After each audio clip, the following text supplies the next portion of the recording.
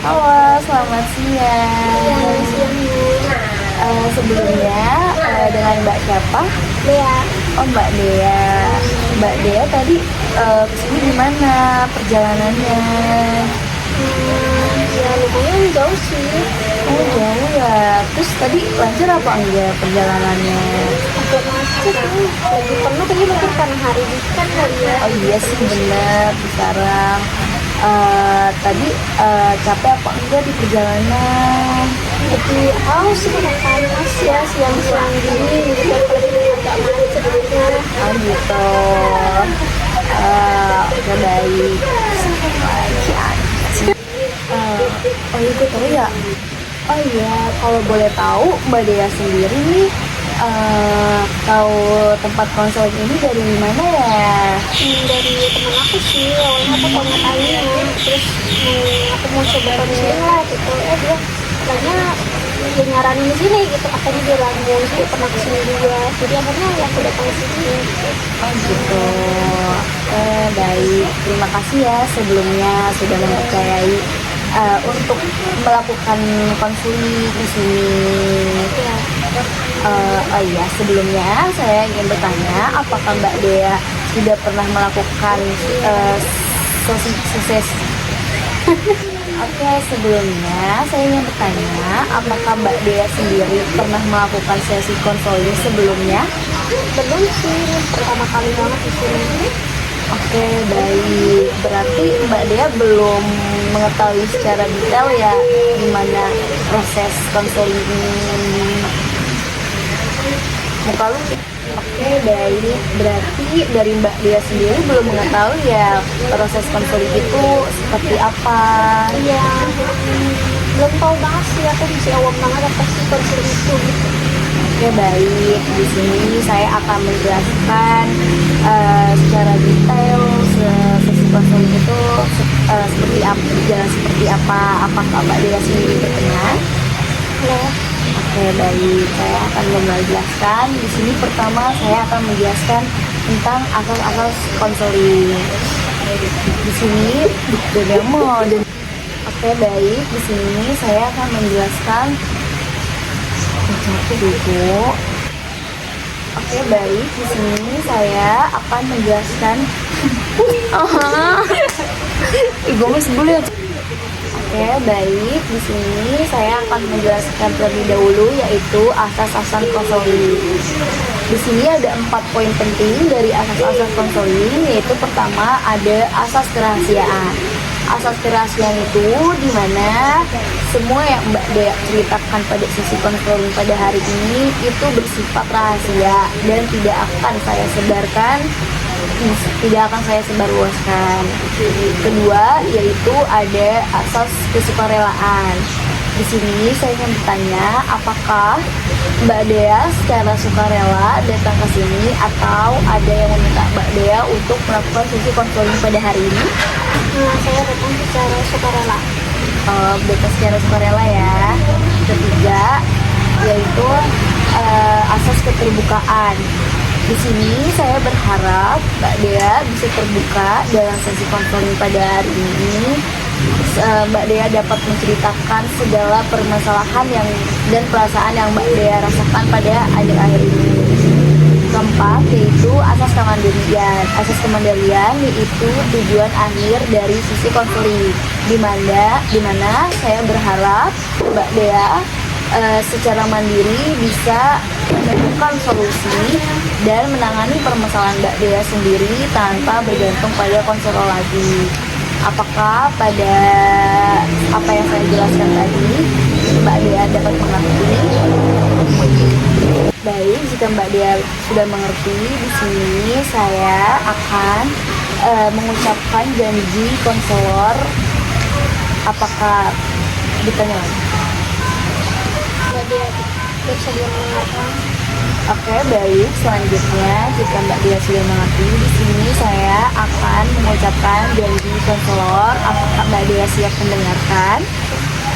Oke, baik. Di sini saya, Aldis Adela Rahmatullia, berjanji akan menjaga kerahasiaan dalam sesi konseling pada hari ini dan tidak menyebarluaskan kepada pihak manapun. Oke, baik. Selanjutnya yaitu saya akan menjelaskan tentang sesi konseling hari ini. Yaitu sesi konseling pada hari ini akan dilaksanakan dalam waktu 30 menit. Jika dalam waktu 30 menit belum juga menemukan solusi permasalahan pada sesi konseling hari ini, kita akan menjadwalkan sesi konseling selanjutnya. Apakah Mbak Dea berkenan? Oke, baik. Semua yang tadi saya jelaskan, apakah Mbak Dea mengerti? Cukup mengerti. Apakah ada yang Mbak Dea ingin pertanyakan? Nggak ada deh kayaknya. Oke, jika Mbak Dea sudah mengerti, saya akan menjelaskan lagi bahwa pada sesi konseling hari ini yaitu bukan jadi lupa. Oke, baik. Jika Mbak Dea sudah mengerti, sebelum kita mau mulai lebih jauh, di sini saya akan jelaskan sekali lagi bahwa pada sesi konseling hari ini itu akan bersifat rahasia. Jadi Mbak Dea silakan secara terbuka menceritakan segala permasalahan dan perasaan Mbak Dea pada hari ini atau akhir-akhir ini, dan saya akan menjaga segala apa yang Mbak Dea sudah ceritakan, kecuali yang menyangkut dengan keamanan Mbak Dea sendiri. Sebelum memulai percakapan kita pada sesi konseling hari ini, saya ingin bertanya kepada Mbak Dea terlebih dahulu, yaitu apakah Mbak Dea bersedia untuk bersikap secara aktif dan terbuka pada sesi konseling hari ini? Ya, saya bersedia. Oke, baik. Saya persilakan Mbak Dea untuk menceritakan segala apapun yang sedang Mbak Dea alami dan Mbak Dea rasakan pada akhir-akhir kali ini. Sebetulnya permasalahan saya itu ada di tempat kerja sih, Kak. Saya tuh sebetulnya kerja itu awal masih cukup baru ya di situ ya. Nah kan maksudnya saya kan orang baru gitu kan. Ya, pastinya saya tuh berharap orang-orang itu di situ kan walaupun saya punya pengalaman, tetap saja saya butuh arahan di tempat baru lah gitu. Saya agak bingung gitu ya sama orang-orang di tempat kerja saya yang di tempat baru ini gitu. Mereka tuh agak sulit untuk diajak komunikasi gitu kan. Memang sebetulnya dari sebelum saya datang juga di tempat kerja itu memang agak-agak gimana gitu ya, komunikasi antara petinggi satu dengan yang lainnya itu agak kurang terjalin. Nah itu justru karena hal tersebut bikin saya tuh merasa kerjaan saya jadi membingungkan. Jadi sebenarnya saya tuh harus ngerjain apa sih gitu, saya harus kemana sih gitu kan. Jadi job desk saya itu agak gimana ya, kayak jadi saya tuh harus seperti apa gitu. Jadi gimana ya ya saya bingung untuk mengkomunikasikan dengan mereka gitu kan. Terus juga permasalahan internal yang terjadi di sana sejak lama juga bikin saya tuh merasa cukup tertekan gitu sebagai bawahannya mereka sendiri juga gitu. Sedangkan kalau mau ikut campur juga mungkin karena itu ibarat kata antara petinggi dengan yang lainnya gitu kan. Jadi saya tuh ngerasa saya kan cuma bawahan gitu kan. Cuma kan permasalahan itu terjadi di petinggi-petinggi mereka yang itu mana berdampak dengan kita gitu, sebagai bawahannya. Kita harus bersikap seperti apa lah gitu di tempat kerja seperti itu. Oke, baik. Sejauh itu yang saya tangkap dari cerita Mbak Dea, lingkungan kerja Mbak Dea ini membuat Mbak Dea pun bingung juga ya, kayak Mbak Dea merasa kayak Mbak Dea nggak bisa mengkomunikasikan perasaan Mbak Dea karena konflik-konflik di tempat kerja seperti petinggi satu dan petinggi lainnya. Ya paling gitu sih, saya juga bingung itu mengkomunikasikannya seperti apa gitu atau harus bersikap seperti apa gitu di tempat kerja. Oke, baik. Di sini yang saya tangkap dari cerita Mbak Dea sejauh ini, Mbak Dea merasa tertekan di lingkungan kerja Mbak Dea sendiri. Dan begitu pun Mbak Dea merasa bingung karena Mbak Dea nggak bisa mengkomunikasikan perasaan Mbak Dea di lingkungan kerja karena terlalu banyak konflik dari petinggi satu dan petinggi lainnya. Dan juga Mbak Dea merasa Mbak Dea nggak bisa mengikuti urusan di terlalu jauh karena Mbak Dea merasa Mbak Dea masih begitu baru di lingkungan Mbak Dea sendiri gitu ya. Ya terus juga karena harusnya kan namanya petinggi itu kan harusnya bisa satu visi gitu kan, sedangkan mereka tuh kadang bahasa yang satu benar yang satu benar, akhirnya karena gimana ya, membuat mereka tuh jadi jalan sendiri-sendiri gitu kan, sedangkan kan nggak bisa seperti itu. Akhirnya karena seperti itu kan hak yang harusnya langsung diberikan kepada karyawan akhirnya kayak mandek atau telat kayak gaji gitu kan, misalnya harusnya setiap awal bulan bisa langsung diberikan, kadang suka loncat-loncat tanggalnya seperti harusnya sekian tanggal sekian akhirnya lanjut ke tanggal sekian, akhirnya kan bikin saya gitu sebagai karyawan yang mengandalkan gaji itu ya jadi kesusahan itu untuk mengatur kehidupan karena kan jadi nggak sesuai gitu dengan kadang loncat-loncat lah gitu, jadi saya kebingungan gitu kan karena antara pekerjaan, antara rumah dengan keuangan ekonomi gitu kan bikin saya tuh nggak kayak terombang-ambing gitu kan, saya bingung harus ya pusing banget gitu ya, akhirnya karena pekerjaan saya berantakan, rumah berantakan, ekonomi bikin pusing gitu kan, gitu saya akhirnya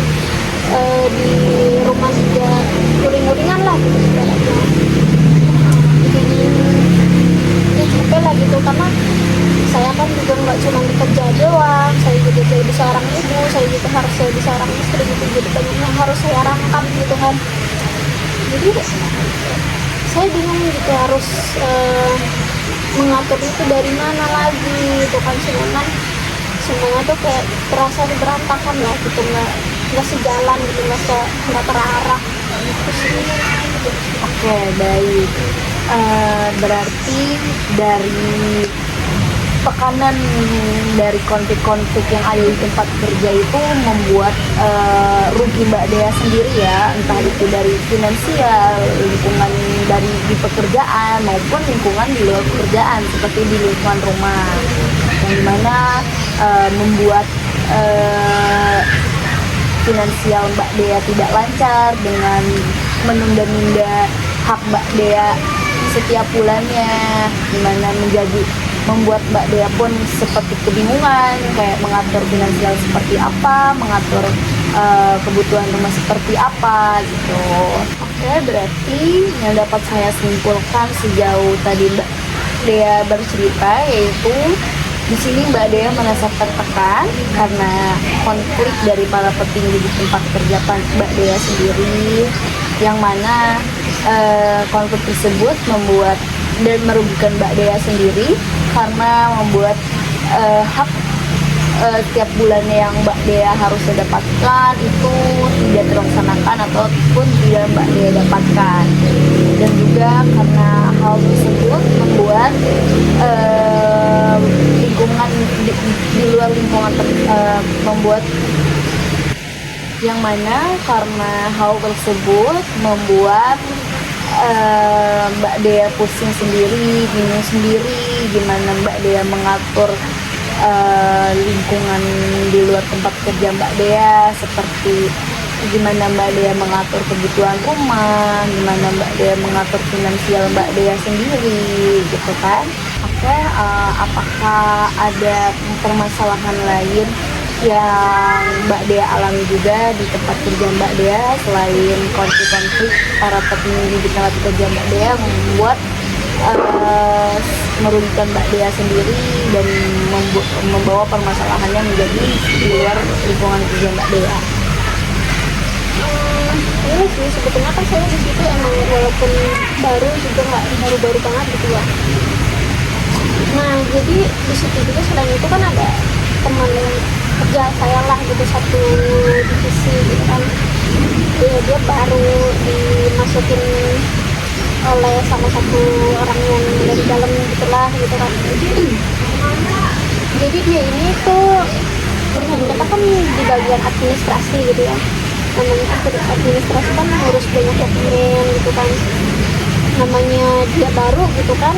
Yang sangat disayangkan namanya administrasi kan butuh keterampilan menggunakan komputer gitu kan, sedangkan ini tidak bisa sama sekali gitu kan. Saya agak kelimpungan untuk ngajarinnya, udah harus ngajarin dia, saya juga harus ngurus kerjaan saya yang numpuk juga gitu kan.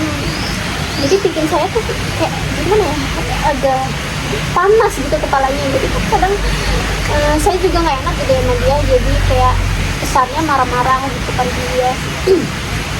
Cuman memang kayaknya pantas juga gitu dia dimarahin, karena dia sendiri pun datang telat gitu kan, suruh ngerjain sesuatu mau nggak mau kesannya gitu kan.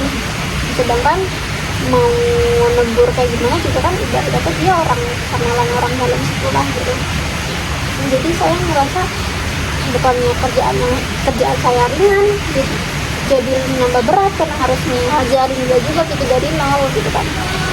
Jadi kayak saya agak gimana ya, agak terbawa suasana juga, marah yang harusnya di tempat kerja jadi terbawa ke rumah gitu kan. Akhirnya kadang juga saya harus membawa kerjaan saya ke rumah, itu kan bikin saya ya kerjaan yang seharusnya bisa selesai di sini jadi nggak bisa selesai, harus dibawa. Kerjaan yang harusnya harus saya selesaikan di sana nggak bisa terkerjakan karena harus membawa kerjaan lain ke rumah gitu kan. Jadi itulah yang udah berantakan makin berantakan gitu kan. Jadi saya agak gimana ya, bingung gitu, kayak harus seperti apa gitu kan. Mau saya juga nggak enak dengan orang-orang rumah karena harus terkena dampak emosi tersebut gitu kan. Jadi apa ya, jadi saya nggak merasa stabil gitu secara emosional akhirnya. Mungkin seperti itulah gitu, jadi kayak bingung banget saya gitu. Oke, baik. Berarti selain permasalahan di awal yang Mbak Dea alami, Mbak Dea juga memiliki masalah kedua, yaitu dengan lingkungan teman kerja Mbak Dea sendiri atau partner kerja Mbak Dea sendiri ya, yang membuat malah bukan membantu Mbak Dea, malah merasa Mbak Dea disulitkan dengan adanya dia gitu. Dan juga yang mana membuat Mbak Dea menjadi membawa pekerjaan ke rumah, dan juga emosi di tempat kerja terbawa terbawa ke rumah kan. Tapi apa sih yang sebelumnya Mbak Dea sudah lakukan nih untuk menangani hal seperti ini, untuk menangani partner Mbak Dea sendiri? Apakah mungkin seperti sebelumnya sudah Mbak Dea komunikasikan tapi tidak ada hasilnya, tetap sama aja, dia tidak ada perubahan, atau seperti apa? Sudah sih saya coba komunikasikan ke teman kerja saya tersebut gitu ya. Cuman ya maksudnya dia juga kayak gimana ya, kayak pelangap-pelongo gitu lah. Kayak saya ngomongnya ya gini gitu kan, dia kayak cuma jawab iya kayak gitu kan. Cuman ya itu nggak banyak membuahkan hasil gitu. Jadi tuh gimana ya, kerjaannya tuh nggak beres-beres, jadi saya kebingungan gitu mau biarin ya udah biarin gitu kan. Cuman ya akhirnya kan justru malah saya yang ini juga kan, karena tetap aja kerjaannya kan harus cepet-cepet selesaiin gitu kan, nggak bisa nunggu dia mau ngerjain gitu kan. Cuman ya mau gimana ya, diomongin nggak bisa ditegur dengan terlibat kata marah-marah juga malah ya singgung gitu kan. Jadi kayak ya udah capek gitu ya ngomongnya ya, kita bingung juga jadinya, kayak persiapan lagi nih orang gitu kan. Gitu sih jadi ya saya masih belum tahu apa yang harus saya lakukan lagi gitu kan setelah ini. Baik. Berarti sejauh ini sudah Mbak Dea komunikasikan secara baik-baik kepada partner kerja Mbak Dea, tetapi tidak ada perubahan sama sekali kan, yang juga mungkin membuat Mbak Dea sendiri pun jadi capek gitu ya, untuk ini udah dikomunikasiin tapi tidak ada perubahan sama sekali gitu. Jadi membuat Mbak Dea juga seperti kayak ya udahlah gitu, saya saja yang kerjain gitu. Tapi yang mana juga itu sendiri pun membuat Mbak Dea lama-lama capek gitu kan, membuat juga kayak Mbak Dea jadi emosi sendiri di tempat kerja karena pekerjaan Mbak Dea menjadi menampung pekerjaan lebih banyak, yang seharusnya pekerjaan tersebut bisa diselesaikan secara cepat jika partner Mbak Dea bisa diajak untuk bekerja sama gitu kok. Oke, apakah ada lagi yang Mbak Dea alami di tempat kerja Mbak Dea sendiri gitu? Paling itu aja sih Kak, bisa aku ceritain gitu ya. Oke, berarti dari cerita Mbak Dea ini saya simpulkan seperti dari awal, di mana konflik-konflik di tempat kerja Mbak Dea dengan dari para petingginya yang membuat Mbak Dea merasa tertekan, tidak bisa menyampaikan hak dan perasaan Mbak Dea karena Mbak Dea juga masih terhitung baru di lingkungan tempat kerja Mbak Dea, dan juga di mana dari konflik tersebut Mbak Dea tidak mendapatkan hak setiap bulannya yang harusnya Mbak Dea dapatkan, di mana itu hal itu merugikan Mbak Dea sendiri, yang di mana juga menjadi merusak finansial Mbak Dea sendiri, di mana Mbak Dea menjadi bingung dan kesusahan untuk memenuhi kebutuhan rumah Mbak Dea sendiri, di mana padahal Mbak Dea pun punya tanggungan seperti tanggungan anak, tanggungan rumah gitu kan. Lalu juga membuat jadi Mbak Dea nggak bisa mengontrol emosi, entah itu di lingkungan kerja Mbak Dea sendiri ataupun di lingkungan rumah. Dan juga Mbak Dea mengalami konflik dengan teman atau partner kerja Mbak Dea sendiri, yaitu di mana partner kerja Mbak Dea tidak bisa diajak bekerja sama, tidak mengerti pekerjaan yang harus dia kerjakan, di mana yang membuat malah jadi Mbak Dea yang mengerjakan semuanya, ya merugikan Mbak Dea juga sendiri, seperti membawa pekerjaan ke rumah, di mana harusnya Mbak Dea pulang untuk beristirahat, Mbak Dea pulang untuk mencari ketenangan, tetapi malah harus membawa sebuah pekerjaan yang dimana mengganggu aktivitas di luar aktivitas Mbak Dea di luar lingkungan pekerjaan, seperti mengurus anak, mengurus suami, mengurus rumah, itu tidak terpegang karena terlalu banyak beban yang dibawa pulang, pekerjaan yang dibawa pulang, seperti itu. Dan juga dimana partner Mbak Dea yang tidak bisa diajak bersama ini pun tidak ada perubahan sedikit pun ketika Mbak Dea sudah komunikasikan secara baik dan secara berkala, seperti itu. Jadi saya ingin bertanya dulu, sejauh Mbak Dea menceritakan ini, sejauh Mbak Dea mengalami setelah cerita seperti ini, mungkin Mbak Dea menemukan solusi yang sebenarnya ingin Mbak Dea lakukan, tetapi Mbak Dea membutuhkan validasi ini dari orang lain. Mbak Dea sebenarnya ingin melakukan ini atau ingin membuat seperti ini, kayak Mbak Dea sudah merancang solusi dari permasalahan Mbak Dea sendiri gitu. Apakah ada? Sejauh ini kan belum kepikiran apa-apa sih untuk mencoba hal-hal lain solusinya gitu ya. Makanya kenapa saya mencoba untuk melakukan counseling, mungkin saya mencoba mencari bantuan lah untuk kepada yang profesional gitu. Jadi saya pun ada kayak buntu lah gitu, saya tuh bingungan harus seperti apa gitu kan. Oke, mungkin kita bisa mencari solusinya bersama-sama untuk menemukan jalan keluar dari permasalahan yang sedang Mbak Dea alami. Pertama, mungkin dari lingkungan di lingkungan kerja Mbak Dea, mungkin apakah Mbak Dea sudah mencoba untuk bersuara kepada atasan Mbak Dea sendiri tentang apa yang Mbak Dea rasakan dan mengapa hak Mbak Dea ini tidak berjalan dengan lancar dengan semestinya? Belum sih, kalau itu ya gitu ya. belum coba mengkomunikasikan itu, karena saya merasa kalaupun mengurusi ibarat kata mengurusi masalah mereka itu ini sebetulnya masalah ranah itu cukup internal gitu. Karena ibarat kata itu cuma kayak ego mereka masing-masing gitu. Karena mereka merasa yang satu benar, yang satu merasa benar juga gitu, nggak sejalan lah gitu. Makanya saya ada gimana cara mengkomunikasikannya gitu. Jadi kalau seperti itu mungkin membuat Mbak Dea pun merasa sulit sendiri ya, karena merasa Mbak Dea tidak bisa mengkomunikasikan perasaan dan keinginan Mbak Dea gitu, karena konflik para atasan ini masuknya ke internal gitu, dimana mungkin kita sebagai bawahan tidak bisa mengikuti urus campur mereka, masalah mereka seperti itu. Cuman mungkin bisa Mbak Dea sampaikan suatu saat nanti ketika ada momen yang pas, dan pastinya juga kita obrol dan kita rencanakan bagaimana Mbak Dea ini mengkomunikasikan hal ini ke atasan Mbak Dea sendiri seperti itu.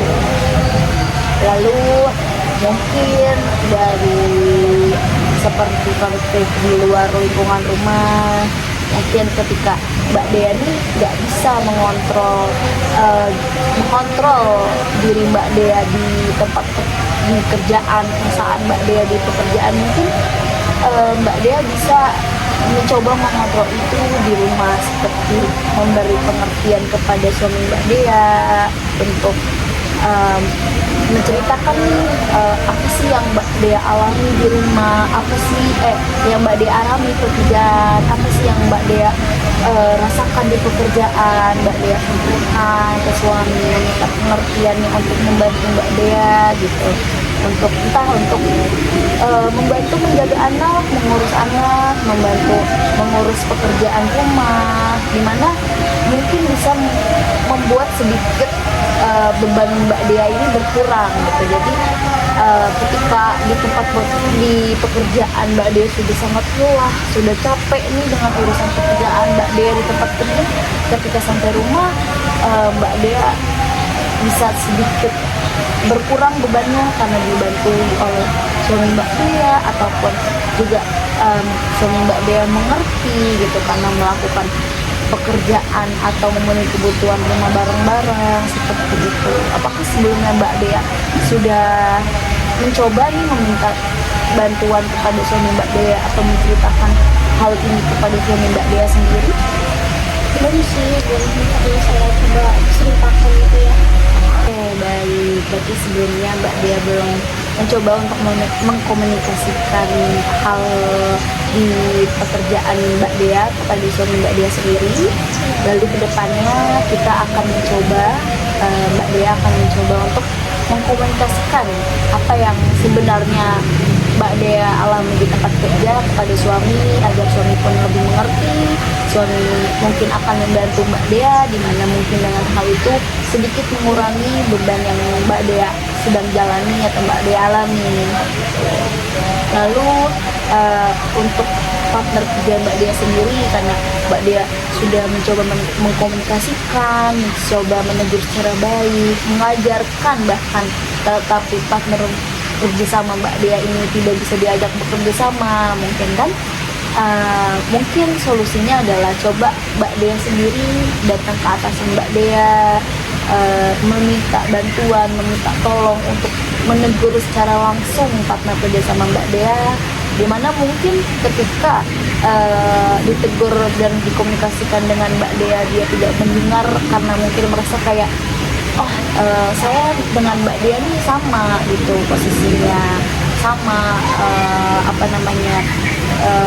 di tempat kerja, tidak ada bedanya. Dan mungkin ketika ditegur dengan atasan, dia akan lebih mengerti, dia akan lebih merasa kalau ini sebuah teguran gitu, karena itu kan atasan dia ya gitu. Jadi mungkin Mbak Dea komunikasikan, Mbak Dea bekerja sama dengan atasan Mbak Dea untuk menegur gitu.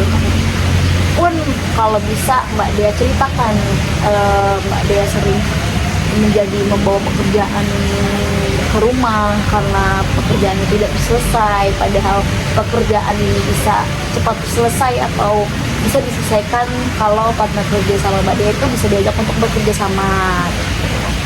Oke, selanjutnya itu permasalahan tentang finansial Mbak Dea yang terganggu karena Mbak Dea sering terlambat mendapatkan hak Mbak Dea sendiri. Solusi dari saya itu mungkin Mbak Dea bisa memulai dengan budgeting penghasilan Mbak Dea sendiri ataupun penghasilan Mbak Dea, penghasilan suami Mbak Dea. Yaitu mungkin langkah pertama bisa dengan membeli bahan-bahan masak yang dimana bisa Mbak Dea budgeting dengan mungkin Mbak Dea per harinya itu memasak apa gitu. Jadi Mbak Dea budgeting sehari itu harus pengeluarannya berapa, atau dalam mingguan batas pengeluaran untuk bahan masak itu berapa gitu. Dan pun bisa dibantu dengan suami Mbak Dea, misalnya pemasukan Mbak Dea ini diakumulasikan untuk pengeluaran apa. Itu kelihatan nggak tuh? Makan sih ini masih jalan. Untuk diakumulasikan untuk pengeluaran apa, mungkin seperti kebutuhan rumah, seperti bahan-bahan masak gitu kan, ataupun seperti dana darurat gitu yang untuk disimpan gitu, ataupun dibantu oleh penghasilan suami seperti untuk kebutuhan anak, pengeluaran anak gitu kan, atau pengeluaran rumah. Jadi dibantu di budgeting dengan penghasilan suami juga gitu, biar Mbak Dea tidak pusing sendiri, Mbak Dea tidak bingung sendiri karena hak Mbak Dea sering mandek gitu kan. Tetapi ketika dibantu oleh suami mungkin agak sedikit berkurang gitu bebannya. Tetapi mungkin yang bikin pusing karena Mbak Dea sendiri belum punya solusi membuat budgeting untuk pengeluaran Mbak Dea sendiri, itu pengeluaran rumah ataupun pengeluaran kebutuhan anak gitu kan. Jadi mungkin bisa dimulai dengan budgeting kayak pengeluaran mingguannya harus berapa, per bulannya berapa, pengeluaran anak itu berapa, itu Mbak Dea hitung dan Mbak Dea budgetin gitu. Yang seharusnya itu berapa, jadi sesuaikan dengan pemasukan Mbak Dea sendiri dan penghasilan Mbak Dea sendiri gitu. Ya sih, kayaknya bagus ya, soalnya kan baru kepikiran gitu. Sudah terbayang sih untuk langkah-langkah selanjutnya harus seperti apa. Oke, baik. Berarti di sini yang bisa kita simpulkan pada sesi konseling ini pun, solusi yang kita dapatkan pada sesi konseling ini pun yaitu Mbak Dea akan mencoba mengkomunikasikan tentang hak dan perasaan Mbak Dea di tempat kerja kepada petinggi-petinggi di tempat kerja Mbak Dea, ataupun seperti tadi konflik Mbak Dea dengan partner kerja sama Mbak Dea akan mencoba mengkomunikasikan dengan atasan Mbak Dea sendiri agar mungkin mengurangi beban pekerjaan Mbak Dea karena partner Mbak Dea yang tidak bisa diajak bersama. Lalu tentang di luar lingkungan kerja yang dimana membuat Mbak Dea tidak bisa mengontrol diri, Mbak Dea bisa menceritakan kepada suami Mbak Dea, bisa membahas ini kepada suami Mbak Dea agar suami Mbak Dea bisa dapat mengerti, dan mungkin juga dapat membantu, yang mana mungkin dapat mengurangi beban dari Mbak Dea sendiri. Lalu yang terakhir itu tentang finansial yang sedang tidak stabil yang sedang dialami Mbak Dea gitu kan. Bisa dimulai dengan budgeting mingguan, harian, bulanan, dan pengeluaran lain yang akan Mbak Dea sesuaikan dengan pemasukan gitu kan. Jadi bagaimana sejauh ini setelah Mbak Dea cerita pada sesi konseling hari ini, apa yang Mbak Dea sekarang rasakan, apa yang Mbak Dea, apakah menurut Mbak Dea sudah menemukan solusinya gitu? dari sesi konseling ini bikin saya ini sih kayak mengurangi beban lah gitu. Jadi saya juga terlebih tadi diberikan cukup solusi gitu ya. Jadi saya dari situ juga bikin saya tuh bisa membayangkan lah untuk langkah-langkah selanjutnya harus seperti apa gitu kan. Jadi saya merasa lebih ringan, lebih terbuka lah pikirannya untuk apa yang harus saya lakukan gitu ke depannya. Terus sih. Jadi pada konseling pada hari ini, apakah Mbak Dea merasa puas? Cukup puas, cukup membantu. Oke, baik. Berarti cukup membantu Mbak Dea ya pada di sesi konseling pada hari ini. Oke, di sini saya akan melakukan jadwalkan kembali sesi konseling selanjutnya, yaitu di mana sesi konseling selanjutnya kita akan mengevaluasi nih seperti solusi-solusi tadi yang sudah saya kasihkan ke Mbak Dea. Itu kita akan evaluasi gimana hasilnya, apakah membantu, apakah menghasilkan, apakah mengurangi nih sedikit beban dari permasalahan Mbak Dea yang sekarang Mbak Dea alami, seperti itu. Oke, untuk jadwalnya akan dilakukan kapan ya? Ya, untuk jadwalnya bisa dilakukan minggu depan jika Mbak Dea bersedia, ataupun jika Mbak Dea sedang ada kendala, itu akan bisa kita jadwalkan kembali dengan kita melakukan komunikasi secara online mungkin ya via WhatsApp gitu, kita obrolkan kembali. Dan jika pun ada pertanyaan yang masih menjanggal atau cerita yang menjanggal ya setelah Mbak Dea pulang dari sini gitu, Mbak Dea bisa komunikasikan lagi dengan saya melalui via online gitu. Ya, nanti saya akan hubungin ya untuk jadwal. Oke, baik. Itu kan gimana? Oke, baik. Sebelumnya saya terima kasih kepada Mbak Dea sudah sangat terbuka dan secara sukarela melakukan sesi konseling dan bercerita pada sesi konseling hari ini, yang mana saya harap sesi konseling hari ini dapat membantu dan meringankan sedikit perasaan Mbak Dea yang mungkin pas kesini Mbak Dea merasa kayak aduh masih merasa sedih, merasa emosi. Tapi setelah pulang ke sini saya berharap Mbak Dea merasa lebih tenang, merasa lebih mendapatkan solusi untuk kedepannya seperti apa. Baik. Makasih ya Bu ya. Sama-sama, hati-hati di jalan ya. Semoga nanti di jalan lancar, tidak ada kendala. Begitupun semoga kedepannya Mbak Dea lebih lancar lagi urusannya ya. Ya, terima kasih. Sama-sama.